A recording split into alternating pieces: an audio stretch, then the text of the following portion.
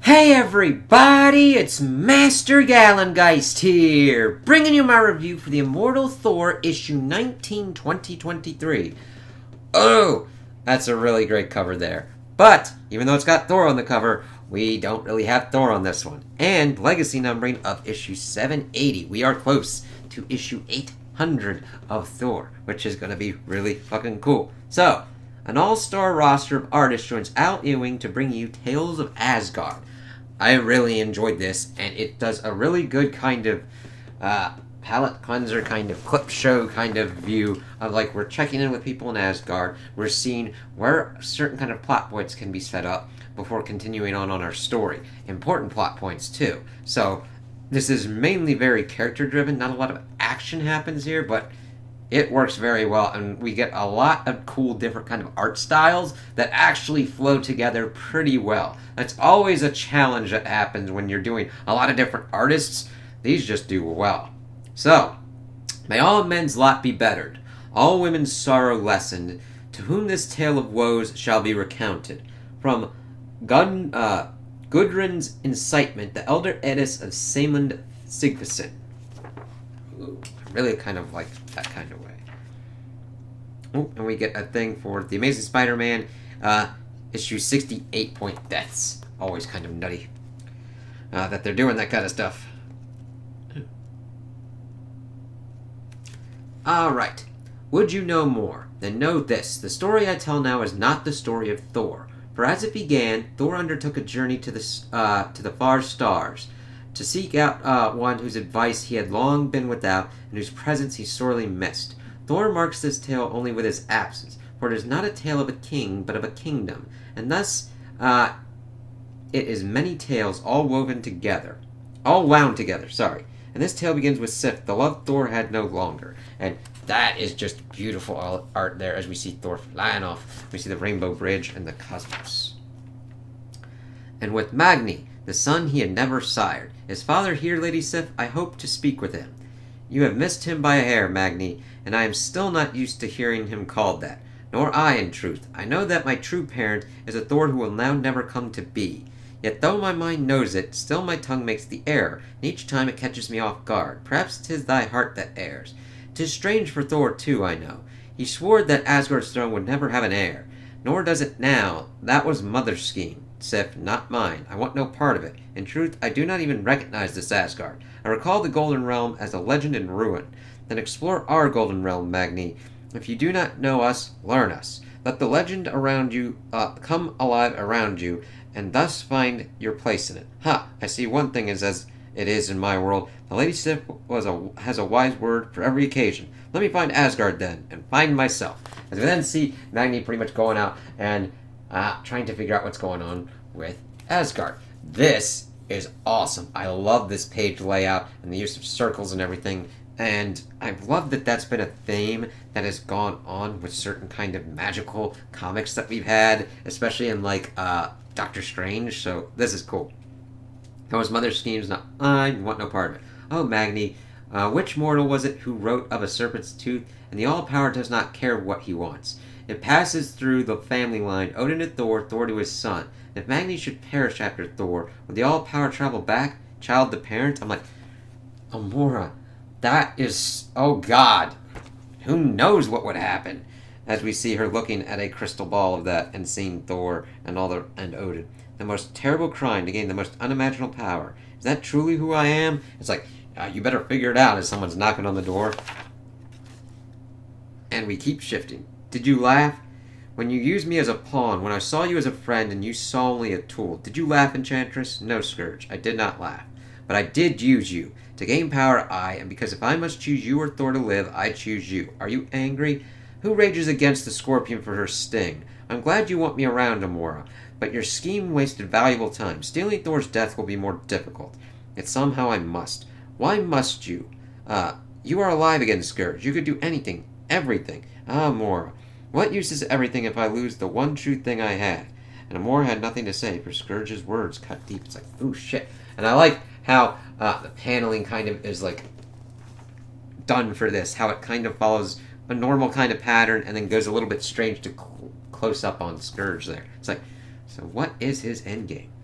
And then we get to check in on Beta Ray Bill, which still works out with him having the Twilight Sword, which is awesome.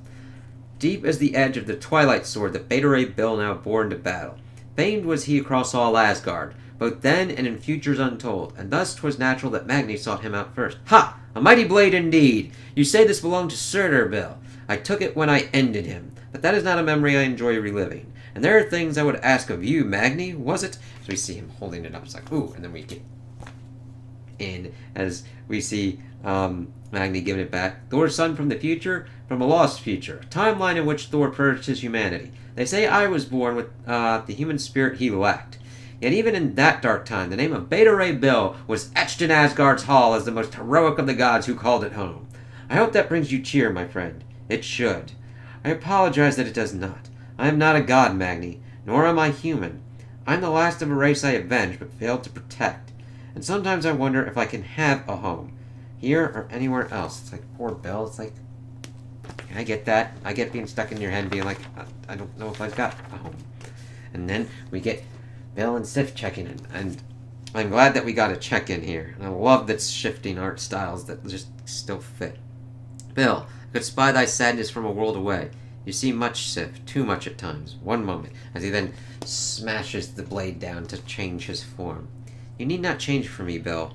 That is the sorrow, Sif. My outer form changes. I become beautiful in your eyes and my own. Yet inside, I do not change at all. I held the Twilight Sword and felt triumph for a time. I held Mjolnir and felt belonging for a time. If I held you, would I feel it only for a time? I'm not a weapon, Bill, and I am Sif. Perhaps I am nothing else. Sif watched Bill go and did not follow. It's like, damn. Shit. She had her duty, to guard the bridge, to bear vigil against those who would harm the realm. Yep, she has her duty. And she had her own sorrows.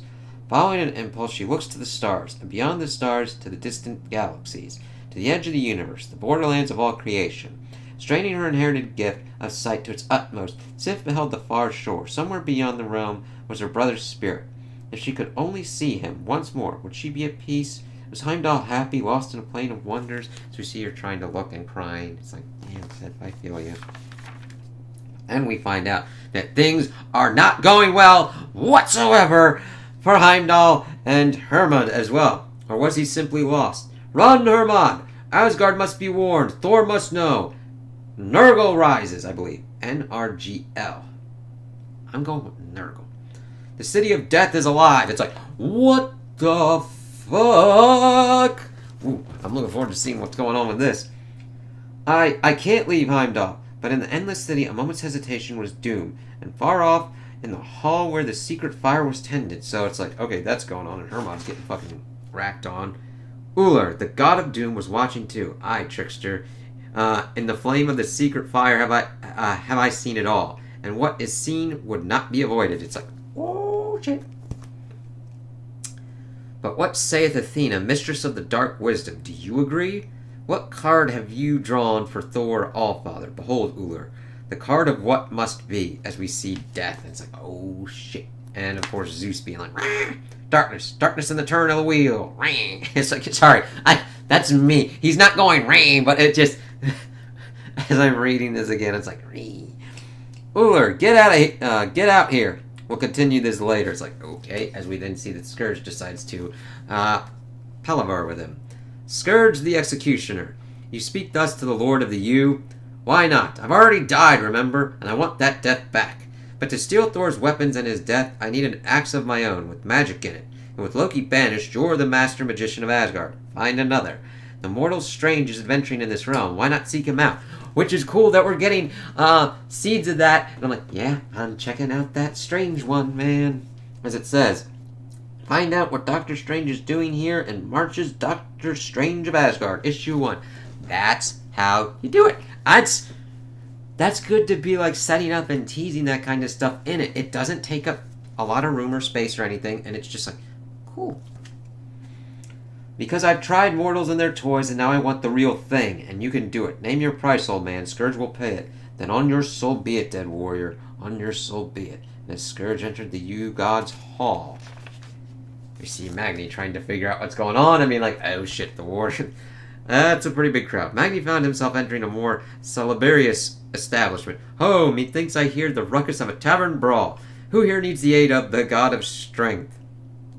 Pardon my posterior, good ruffians, but you broke my chair upon my friend's head, and valorous Volstagg must have a place to sit. What have I told you about taking chair shots, Hogan? Do no more than 3 between meals.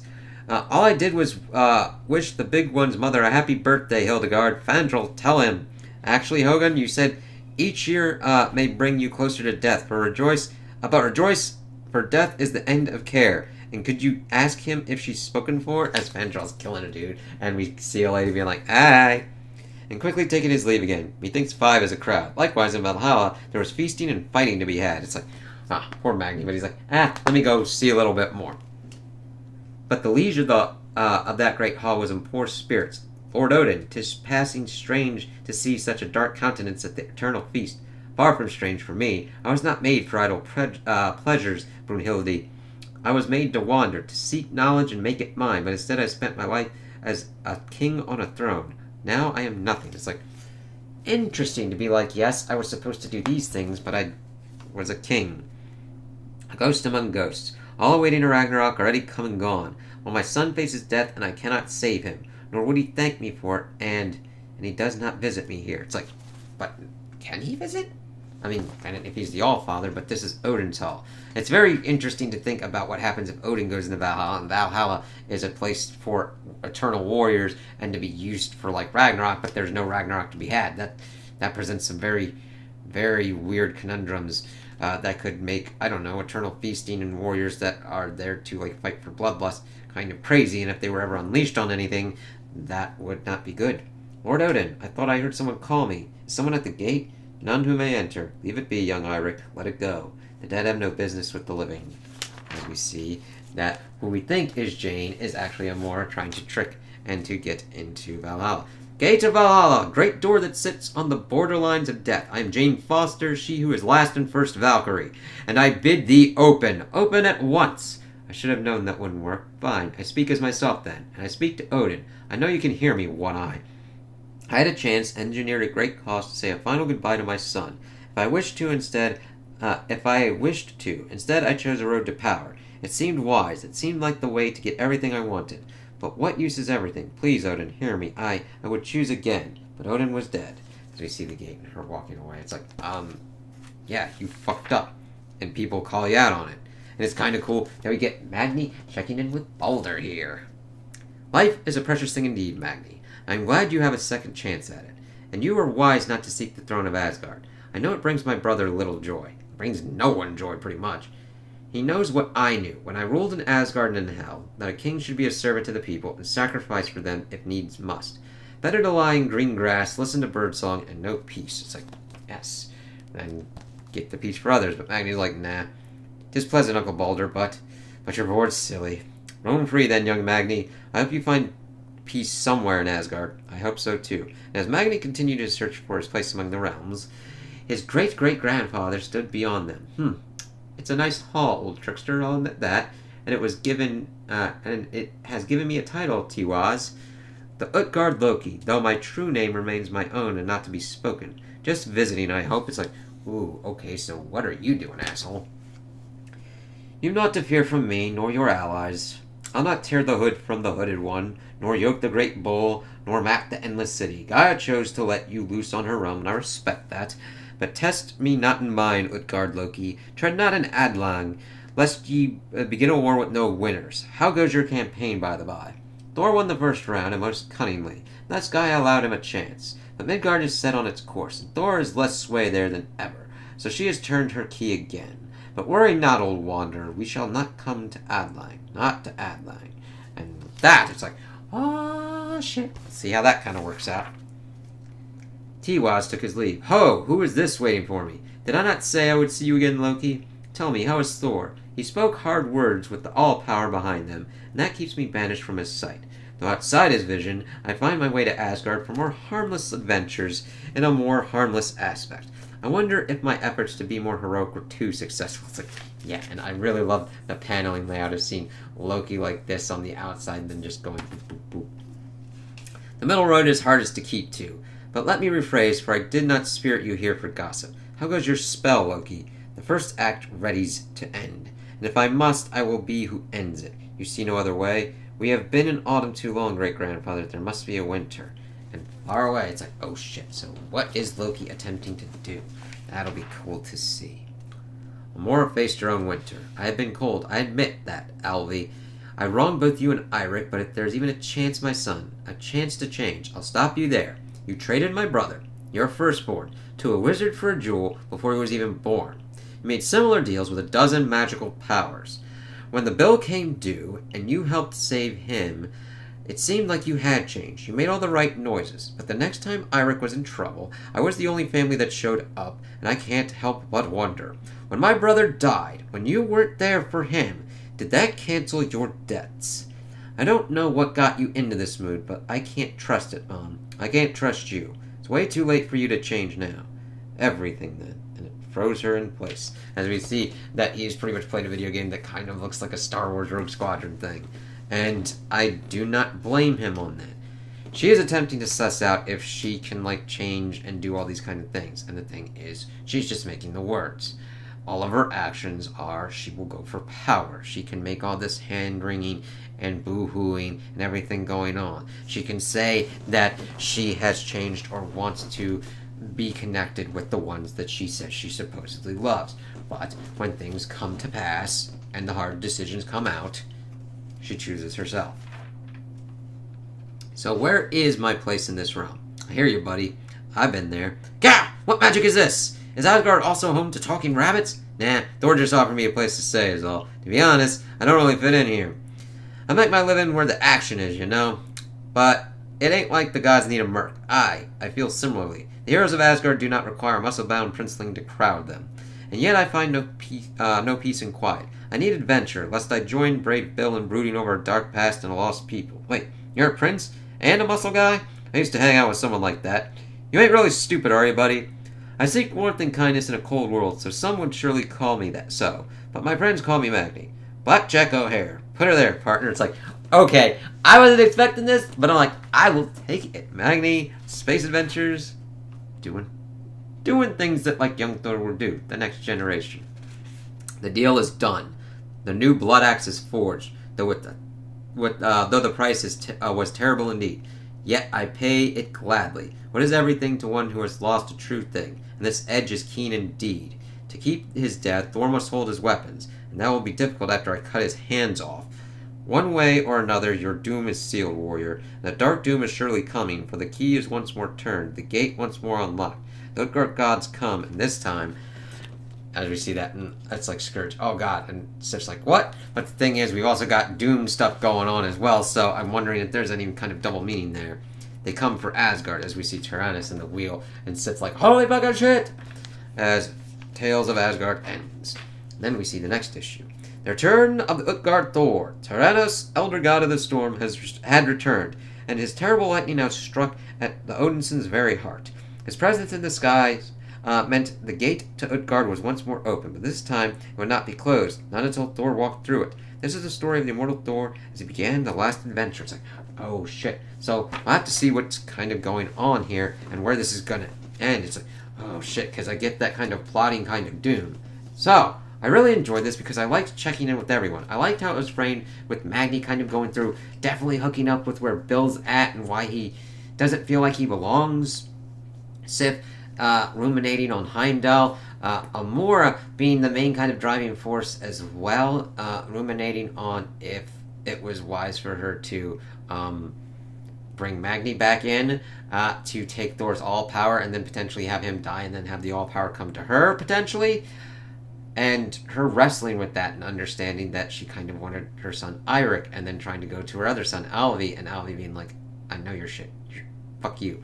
Scourge being like, yeah, fuck you, I know you use me, but whatever. And then using Uller to get this kind of blood axe to then chop off Thor's hands and take his weapons in death. So it's definitely interesting. It's Scourge pretty much wanting that kind of true reward back that he had. Which is an interesting kind of thing to explore, where, yes, sometimes people would be grateful to be back alive after a certain kind of thing, and sometimes they'd be like, I was done. I had my reward.